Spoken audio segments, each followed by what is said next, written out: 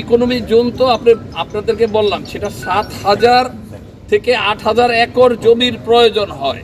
সেটা অলরেডি একটা জায়গা সিলেকশন করা আছে এবং সেটা চলমান প্রক্রিয়া। এটা হাইমচরে, সেটা চলমান প্রক্রিয়া এবং আমরা অনুরোধ করব আমাদের মাননীয় প্রধানমন্ত্রীর কাছে যেন সেটাও খুবই সহসা প্যারালালি যেন সব কাজগুলো আমাদের চলে। এবং ইপিজেড আপনার ধরেন 200 একর জায়গা যদি হয় তাহলে দেখা যাবে যে 1 লক্ষ থেকে 1,25,000 লোকের কর্মসংস্থান হবে। তাহলে আমাদের চাঁদপুরে বা হাইমচরে অথবা আপনার ফরিদগঞ্জ অথবা কচুয়া যেখানেই হোক না কেন, মতলব হাজীগঞ্জ, একটা ইপিজেড আমাদের প্রয়োজন। আমার বিশ্বাস আপনারা সবাই একটা ইপিজেডও অর্থনীতি অঞ্চলের সাথে সাথে একটা ইপিজেডও আপনারা সবাই চান।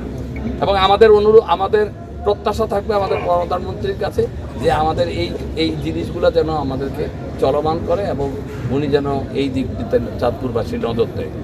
চাঁদপুরের আরও একটা বড় সমস্যা আছে, আপনারা সবাই জানেন যে সেই মতলবের সাইক্লোন থেকে আরম্ভ করে সেই জাল্লাদচর পর্যন্ত হাইমচরের পুরাটা একটা স্থায়ী বাঁধের আমাদের দাবি থাকবে প্রধানমন্ত্রীর কাছে।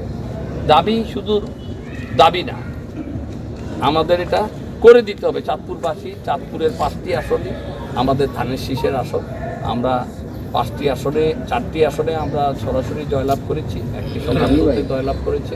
সুতরাং আমরা ওনার কাছে দাবি জানাবো যে আমাদের এই দাবিটি যেন পূরণ হয়। চাঁদপুর প্রধানমন্ত্রী আসবে, আমরা শুনে খুব খুশি হয়েছি। আমরা ওনাকে সালাম জানাচ্ছি, আসসালামু আলাইকুম। আমাদের প্রতি বছর আমাদের এই ইসলামপুর গাছতলা যেভাবে ভাঙতেছে, ভাঙনে আমাদের অনেক ক্ষয়ক্ষতি হইতেছে। যাদের আর্থিক অবস্থা ভালো আছে ওনারা সেনা না হয় দেশ বিদেশেও বাড়ি ঘর দরজা করতে পারে। আমাদের তো আর কিছুই নাই, আমাদের পিঠ তো দেয়ালেই ঢেকে গেছে। আমরা চাই এই বস্তা না দিয়ে আমাদেরকে একটু ভালোভাবে ব্লক দেখ, আমাদের এই অনুরূপটা যেন আমাদের এই ভাঙ্গনটা যেন প্রধানমন্ত্রী ব্লক দিয়ে বাদ দেয়।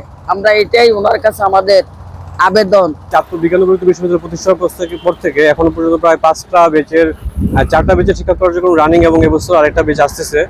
আমরা প্রায় দীর্ঘ 5 বছর ধরে স্থায়ী ক্যাম্পাসের অভাবে ল্যাব সুবিধা, লাইব্রেরি সুবিধা সহ যাবতীয় বিশ্ববিদ্যালয়ের শিক্ষার্থী হিসেবে আমাদের যে ধরনের সুযোগ সুবিধা প্রয়োজন শিক্ষার্থীদের জন্য পড়াশোনার জন্য, সকল ধরনের সুবিধা থেকে আমরা বঞ্চিত হচ্ছি এবং স্থায়ী ক্যাম্পাস না থাকাতে ইউজিসি থেকেও আমরা অবহেলার শিকার হচ্ছি সব দিক থেকেই।